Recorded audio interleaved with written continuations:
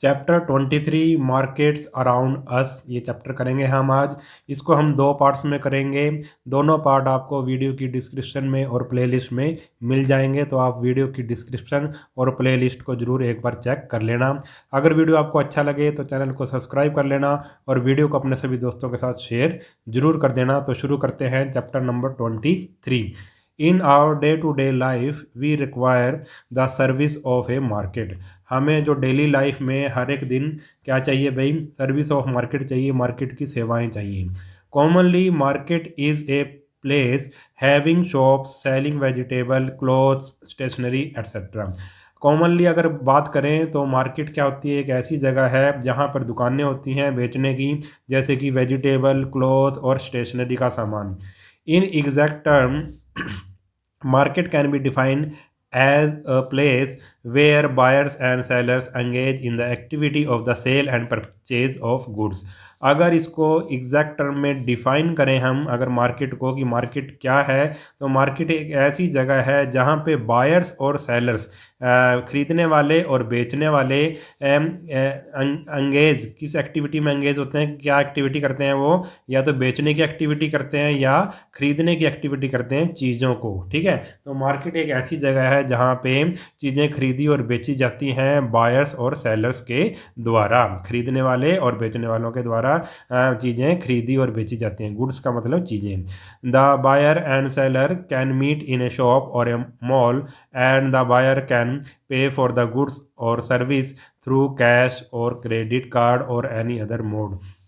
The buyer और seller, खरीदने वाला और बेचने वाला, can meet in a shop, एक शॉप में मिल सकते हैं, दुकान में या फिर एक मॉल में। ठीक है, and the buyer can pay for the goods, और जो बायर है खरीदने वाला वो चीज़ों को पे करता है, मतलब पैसे देता है, या फिर जो उसको सर्विस मिली है उसके पैसे देता है, या तो वो कैश देता है या क्रेडिट कार्ड से देता है या फिर दूसरे मेथड से भी दे सकता है, ऑनलाइन भी दे सकता है। अब टाइप्स ऑफ मार्केट, कितनी तरह की मार्केट है? There are two main type of market, दो तरह की है, होलसेल मार्केट और रिटेल मार्केट। दो तरह की मार्केट है। A buyer can save a lot of money by buying directly from a wholesale market as the wholesaler buys directly from the producers और मैन्युफैक्चरर्स। अब जो पहली तरह की मार्केट है होलसेल मार्केट, उसमें बायर्स अगर डायरेक्टली होलसेल से ख़रीदता है, होलसेल मार्केट से ख़रीदता है, तो उसके बहुत सारे पैसे बच जाते हैं। क्योंकि जो होलसेलर होता है, जो होलसेलर जो होल में बेचता है, वो क्या करता है? वो डायरेक्टली ही जो माल अपना लेके आता है, वो जो फैक्ट्रीज़ वगैरह से लेके आता है, मैन्युफैक्चर जो उसको बनाते हैं, जो उसको उस माल को बनाते हैं, उससे डायरेक्ट लेके आता है होलसेलर फिर आगे अगर वो बेचेगा तो वो थोड़ा सस्ते में बेचता है। But they do not sell in small quantity. मगर ये जो होलसेलर होते हैं, अगर हम होलसेल में सामान खरीदेंगे तो हमें थोड़ा सामान नहीं मिलेगा, हमें स्मॉल क्वांटिटी में सामान नहीं मिलेगा।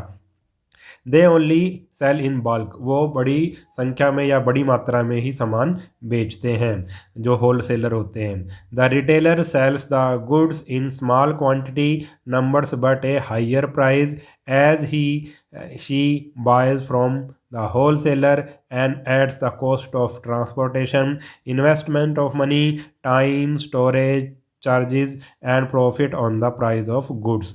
अगर जो दूसरा है भाई रिटेल में जो सेल करता है वो स्मॉलर क्वांटिटी को सेल कर देता है, उसकी जो चीज़ों को, थोड़ी चीज़ें भी वो बेच देता है, मगर वो होल सेलर से हायर प्राइस पे, थोड़े ज़्यादा प्राइस पे बेचता है, क्योंकि उसको जो होल सेल से उसने जो चीज़ें ली हैं उस पर वो क्या करेगा? कॉस्ट ऑफ ट्रांसपोर्टेशन, वो चीज़ों को ले आने और ले जाने में उसका जो भाड़ा लगेगा, किराया लगेगा, वो ऐड कर देगा। वो जो उसने मनी इन्वेस्टमेंट करी है उसको ऐड करेगा, जो उसका टाइम लग रहा है उसको ऐड करेगा, जो उसने सामान संभाल के रखा है, स्टोरेज चार्जेस, उसको भी ऐड करेगा, और जो उसको गुड्स पे जो प्रॉफिट चाहिए, चीज़ों पे जो प्रॉफिट चाहिए, उसको भी वो ऐड करेगा। यानी कि जो रिटेलर होता है वो होल सेलर से ज़्यादा दाम पे चीज़ को बेचता है, क्योंकि उसका खर्चा होता है। If the payment is not made right away and goods are bought on credit, then the retailer further increases his margin।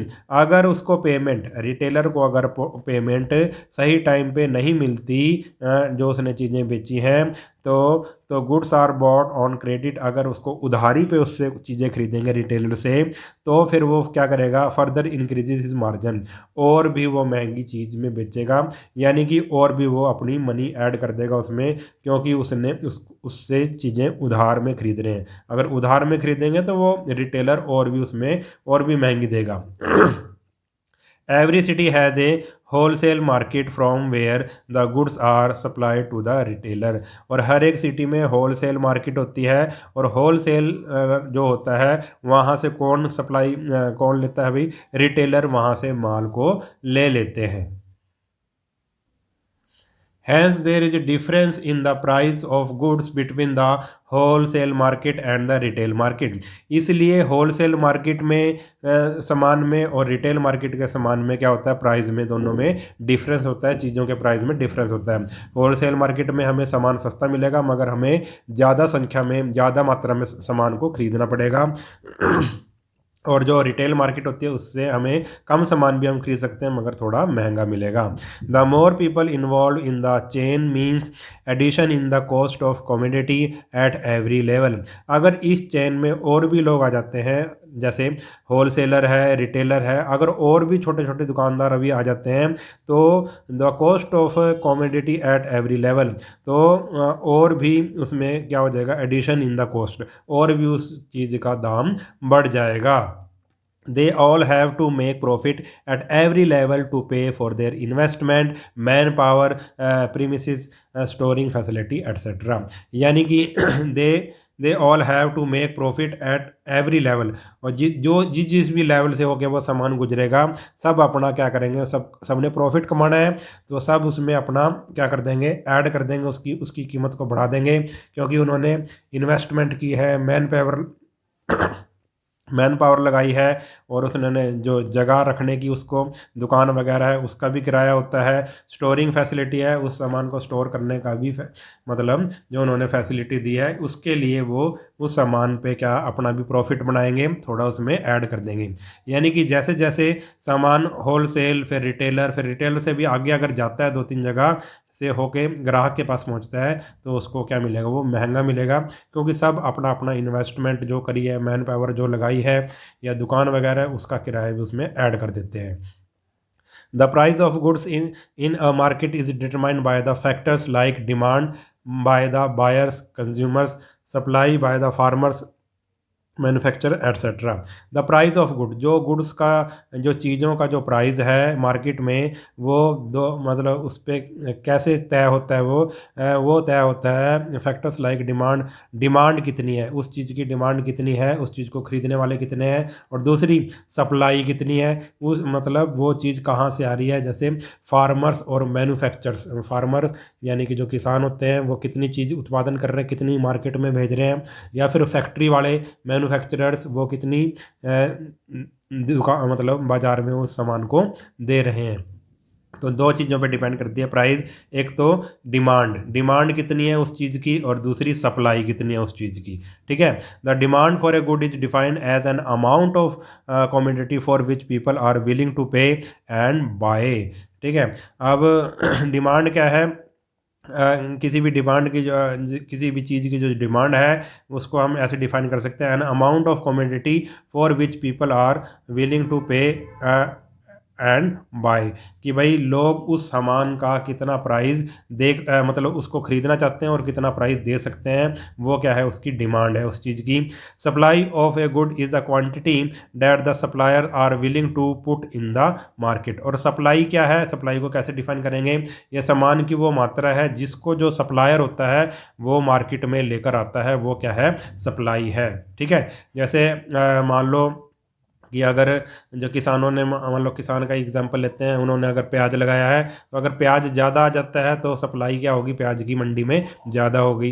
कई बार फसल ख़राब हो जाती है, तो प्याज मान लो ख़राब हो गया, तो उसकी सप्लाई कम हो जाएगी प्याज की मार्केट में। ठीक है। तो यही होती है supply. When the price of good rises the supply also rises. जब गुड्स का जो प्राइस है वो क्या होता है भाई, बढ़ता है the price the supply also rises, जो सप्लाई भी बढ़ जाती है, उसकी डिमांड अगर हो जाती है तो फटाफट उसकी जो सप्लाई बढ़ जाती है, उसकी प्राइस भी बढ़ जाती है। When price goes down the supply also goes down, जब प्राइस कम हो जाता है किसी चीज़ का तो उसकी सप्लाई भी क्या हो जाती है भाई, गोज डाउन यानी कि कम हो जाती है। During the British period the farmer were force to grow cotton, और जब अंग्रेज़ों का राज था उस टाइम क्या किसानों को कॉटन लगाने के लिए, कपास लगाने के लिए फोर्स किया जाता था, ज़बरदस्ती उनसे कपास लगवाया जाता था। As the British industry require huge amount of cotton as raw material, क्योंकि जो ब्रिटिश इंडस्ट्री थी, जो फैक्ट्रियाँ थी, उनको रॉ मटेरियल के रूप में कॉटन चाहिए था। इसी कॉटन से क्या बनता था, कपड़ा बनता था। तो फैक्ट्रियों में कॉटन की डिमांड थी, इसलिए क्या किया अभी अंग्रेज़ों ने जो भारत के किसानों को कॉटन लगाने पर एक तरह से मजबूर कर दिया। अब डू यू नो में क्या है, buying and selling also take place without going to the market place through telemarketing and internet. Buying और ख़रीदना और बेचना बिना मार्केट में जाए भी हो सकता है, इसके बारे में आपको पता होगा। उसको क्या बोलते हैं भाई, टेली मार्केटिंग बोलते हैं या इंटरनेट बोलते हैं। आजकल तो कई ऐप्स आ चुकी हैं जिसके द्वारा हम खरीद बेच सकते हैं आसानी से, जैसे फ्लिपकार्ट हो गया, अमेज़न हो गया, ठीक है। तो बिना मार्केट में जाए भी हम ऑनलाइन खरीद सकते हैं टेली मार्केटिंग से या इंटरनेट से। तो हम यहाँ थे कि भाई अंग्रेज भारतीयों से कपास लगवाते थे। द कॉटन क्लॉथ, जो कॉटन क्लॉथ है भाई, was then imported from Britain and sold all over India. अब जो कपास अंग्रेज यहाँ से ले जाते थे, कॉटन ले जाते थे, उसका कपड़ा बनाते थे और उस कपड़े को पूरे भारत में बेचते थे। This was a fatal blow to Indian weavers that destroy the Indian cotton industry. और क्या हुआ भाई, ये इसके कारण क्या हुआ भाई, जो इंडियन वीवर्स थे, जो हमारे बुनकर थे भाई, ठीक है, जो कपड़ा बनाते थे, उनको एक बहुत बड़ा धक्का लगा और उनके जो कॉटन इंडस्ट्री थी, जो इंडिया की थी, जो इंडिया के लोकल लोग बनाते थे, वो बिल्कुल ही अंग्रेजों ने एक तरह से ख़त्म कर दी। अब डू यू नो में क्या है, the change over from supplying raw material to finished product has generated more jobs for the unskilled, semi-skilled and professionally trained expert। अब चेंज ओवर यानी कि मान लो रॉ मटेरियल से कोई चीज़ अगर फिनिश प्रोडक्ट बनाया जाता है, कोई चीज़ बनाई जाती है, तो इसके कारण बहुत सारी नौकरियां लोगों को मिलती हैं। उसमें ट्रेंड लोग भी आ जाते हैं, थोड़े कम ट्रेंड लोग भी आ जाते हैं, या फिर जो प्रोफेशनली ट्रेंड हैं, जो बिल्कुल ही ट्रेनिंग जिसको पता है कि कैसे बनती है कोई चीज़, वो भी लोग आ जाते हैं। सबको क्या मिलती हैं भाई, नौकरियां मिलती हैं। जैसे कि रॉ मटेरियल क्या हो गया, कॉटन। अगर कॉटन से कपड़ा बनता है, बनाया जाता है, तो इससे कई तरह की नौकरियां पैदा होंगी, कई तरह के लोगों को काम मिलेगा। अब आगे है, after dependence India market has come a long way. और आज़ादी के बाद जो इंडिया की मार्केट है वो बहुत मतलब आगे आ चुकी है। Our policies were aimed at reviving our traditional craft, setting up of and safeguarding Indian industries. जो हमारी जो नीतियाँ जो हमने बनाई, हमारा कि दोबारा से जो हमारी ट्रेडिशनल क्राफ्ट थी, जो परंपराएं थी हमारी क्राफ्ट की, उसको दोबारा से रिवाइव किया गया, दोबारा से मतलब उसको बढ़ावा दिया गया। सेटिंग अप और सेफ गार्डिंग इंडियन इंडस्ट्री, और जो इंडियन इंडस्ट्री थी, इंडियन फैक्ट्रियाँ वगैरह, उसको दोबारा से उसका सेटअप किया गया, ठीक है, और उसको एक तरह से सुरक्षा उनको प्रदान की गई। Hence, in place of cotton as a raw material, the export of cotton cloth was encouraged. और in place of cotton as a raw material, the export of cotton cloth was encouraged। अब क्या किया गया भाई, अब cotton को export नहीं किया गया, कॉटन को नहीं बेचा गया दूसरे देशों को, कॉटन से कपड़ा बनाकर बेचने को क्या किया गया, एनकरेज किया गया। यानी कि आप कॉटन बेचेंगे तो इतना फ़ायदा नहीं होगा, अगर कॉटन से कपड़ा बनाकर अगर विदेशों को बेचेंगे तो हमें ज़्यादा फ़ायदा होगा। Currently India is exporting garment all over the world. और आज क्या है भाई, इंडिया लगभग पूरे दुनिया में एक्सपोर्ट कर रहा है, अपना कपड़ा पूरी दुनिया को बेच रहा है। और fashion industry is also attractive buyers by organising fashion shows in India and abroad. और जो हमारी फ़ैशन इंडस्ट्री है वो अट्रैक्ट कर रही है खरीदने वालों को, बायर्स को, क्योंकि जो हम क्या करते हैं भाई, ऑर्गेनाइज़ करते हैं फैशन शोज़ को, इंडिया में ऑर्गेनाइज़ किए जाते हैं और विदेश में भी फैशन शो ऑर्गेनाइज़ किए जाते हैं। इससे जो बाहर के लोग हैं बाहर की कंपनी है वो इंडिया की तरफ अट्रैक्ट हो रही हैं। Buyers are coming to India even from Paris and Milan, the fashion capital of the world. और जो ख़रीदने वाले हैं वो कहाँ इंडिया में कहाँ कहाँ से आ रहे हैं, पेरिस से और मिलान से भी ख़रीदने वाले आ रहे हैं कपड़ा ख़रीदने।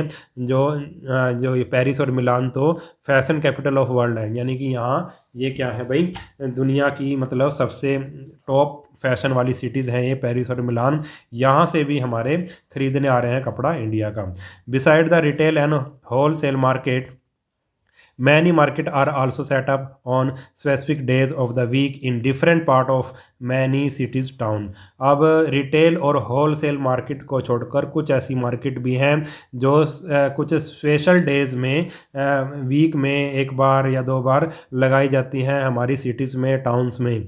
दे are also known weekly market, और इनको वीकली मार्केट कहते हैं, फड़ी या पटरी बाज़ार भी कहते हैं। The shopkeeper set up shops on the road side और in an open space for the day and then close them at night. जो दुकानदार होते हैं वो रोड साइड सड़क के किनारे अपनी दुकान लगाते हैं मतलब एक दिन के लिए, और रात को फिर वो बंद कर देते हैं उसको। The goods are cheaper and here as no expenditure is incurred on maintaining permanent shops like rent, electricity etc। और यहाँ पे जो चीज़ें बेची जाती हैं वीकली बाज़ार में वो सस्ती होती हैं, क्योंकि जो दुकानदार का खर्चा किस में नहीं होता, शॉप्स में नहीं होता, रेंट्स वगैरह में, इलेक्ट्रिसिटी वगैरह में उसका खर्चा नहीं होता दुकानदार का, तो इसलिए हमें यह जो वीकली बाज़ार में चीज़ें सस्ती मिल जाती हैं। People go to such market as most things of daily use are available at one place and they do not have to go in different places to buy what they need। और लोग इस तरह की market में जाना क्या करते हैं, पसंद करते हैं, अपनी जो डेली लाइफ की जो चीज़ें हैं उनको ख़रीदते हैं, क्योंकि यहाँ पर सभी तरह की चीज़ें अवेलेबल होती हैं और उनको अलग अलग जगह पर अलग चीज़ें खरीदने के लिए नहीं जाना पड़ता, उनकी ज़रूरत की सारी चीज़ें एक ही जगह पर मिल जाती हैं। Moreover the customer are free to bargain, और इसके अलावा कि जो कस्टमर है वो बार्गेनिंग भी कर सकता है, मोल भाव भी कर सकता है इन मार्केट्स में। आगे है डू यू नो में marketing is different from advertising. जो मार्केटिंग है वो एडवर्टाइजिंग से डिफरेंट है। कैसे है? Advertising persuades the customer to buy, but marketing is systematic planning to bring the buyer and seller close for buying and selling. जो advertising है वो क्या करती है भाई, कस्टमर को एक तरह से क्या करती है भाई, अट्रैक्ट करती है चीज़ खरीदने के लिए। मगर जो मार्केटिंग है, मार्केटिंग से मतलब है हमारा एक पूरी प्लानिंग होती है, इसमें सिस्टम से पहले एक प्लानिंग बनाई जाती है जिससे कि बायर्स और सेलर एक दूसरे के पास आएँ, यानी कि चीज़ बनाई जाती है, फिर उसको मतलब ऐसी प्लानिंग की जाती है कि ख़रीदने वाला ज़्यादा से ज़्यादा सेलर्स के पास आए, और ठीक है, बाइंग और सेलिंग की ये प्रोसेस चलता रहे। ठीक है, तो इसको बोलते हैं मार्केटिंग। ठीक है, बाइंग और सेलिंग के प्रोसेस को मतलब सिस्टम से चलाना, इसी को मार्केटिंग बोलते हैं। आगे है markets keeps changing in all the time. जो मार्केट्स हैं वो भी क्या हमेशा चेंज होती रहती हैं। The wholesale market is giving way to retail giants like the Reliance Fresh, Big Bazaar, Shoppers Stop, Vishal, Mega Mart etcetera. अब होल सेल मार्केट से क्या आ गया है भाई, अब आ गई है भाई रिटेल जाइंट्स, यानी कि जो बड़े बड़ी कंपनियां हैं वो रिटेलर बन गई हैं, जैसे कि रिलायंस फ्रेश, बिग बाज़ार, या आपने नाम सुना होगा shopper shop, Vishal, Mega mart. They run chain store in different cities. जो ये कंपनियां हैं ये चेन स्टोर, इनके हर एक बहुत से शहरों में क्या होते हैं भाई, इनकी अलग अलग क्या होते हैं भाई, स्टोर होते हैं, इन्होंने खोल रखे हैं स्टोर। ठीक है, जैसे कि रिलायंस फ्रेश ने कई शहरों में स्टोर खोल रखे हैं, ऐसे ही बिग बाज़ार ने भी लगभग पूरे देश में अपने स्टोर खोल रखे हैं। They have gain popularity as they buy directly from the producer, manufacturers and sell the customer at reasonable price in a comfortable atmosphere. अब ये जो चीज़ें हैं, रिटेल जाइंट्स हैं, जो इनको क्या भाई पॉपुलैरिटी मिल रही है, जो ये चेन स्टोर्स हैं इनको पॉपुलैरिटी मिल रही है, क्योंकि ये डायरेक्ट जो होते हैं वो प्रोड्यूसर से सामान खरीद लेते हैं, जो बनाने वालों से फैक्ट्री से सामान खरीद लेते हैं। ये जो जो स्टोर्स होते हैं, और फिर कस्टमर को एक रिजनेबल प्राइस में, ठीक ठीक प्राइस में बेच देते हैं, और वहाँ का जो माहौल होता है वो भी कंफर्टेबल होता है कस्टमर के लिए। Most people prefer shops in the neighbourhood for their day to day requirement, और अधिकतर लोग अपनी डे टू डे रिक्वायरमेंट को पूरा करने के लिए आस पड़ोस से ही खरीदारी करते हैं। As they can visit them any time, और जहाँ पे वो किसी भी समय जा सकते हैं ऐसी जगह से ही खरीदारी करते हैं। Moreover the customer and the shopkeeper know each other well and the goods are also available on credit. और इससे क्या हो जाता है कि भाई मोर ओवर क्या होता है, जो कस्टमर है और शॉपकीपर है वो एक दूसरे को अच्छे से जान लेते हैं, जो आसपास के होते हैं शॉपकीपर, ठीक है, और जो वो चीज़ों को फिर ऑन क्रेडिट, उधार पर भी वो दे देते हैं कस्टमर को। So the payment can be made at a later date as per the convenience of the customer, और जो पेमेंट होती है जो वो कस्टमर बाद में भी दे सकता है अपनी सहूलियत के अनुसार। यानी कि जो आसपास के दुकानदार होते हैं वो कस्टमर को क्या जान पहचान जब हो जाती है तो उधार भी दे देते हैं, और कस्टमर बाद में अपनी सहूलियत के अनुसार वो पैसे उसको दे देता है।